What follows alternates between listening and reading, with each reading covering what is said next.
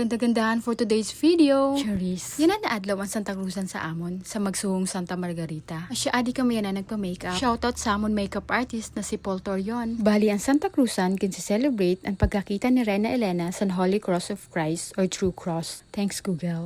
Every year, may hermana sa month of May for Flores de Mayo and Santa Cruzan. And this year, kami ang hermana mayor sa nakon ate. Para sa mga diri na sabot kunano ang hermana mayor, siraan main sponsor. Sira responsible sa pag-andam sa misa, prosesyon, pagkaon, ngan iba pa na activities and celebration. As hermana mayor, kami naliwat ang magbibiling sa mga maungay or kas sa Santa Cruzan. And the rest, ang mga katikista na mamimiling. And yours truly is the Rena Elena. Ang ako naman ate, ang Rena de las Alas. Ay, Rena de las Flores ngayon. Bali 3 p.m, nag-start na ang prosesyon sa Santa Cruzan. Di ba kapaso, pero laban, bisan din papamingas, mas okay na inay ka sa nauran. Kaya this past few days, halos everyday na uran. And thank God, waray umuran sometimes sa prosesyon. After maglibot, may daliwat sa court celebration. Usa-usa naging tatawag ang mga kasa Santa Cruzan. May pag-grand entrance, di ba? Feel the moment. Daliwat kinbuhat ang pag-corona kan Mama Mary. Ang paghalad sa bukad.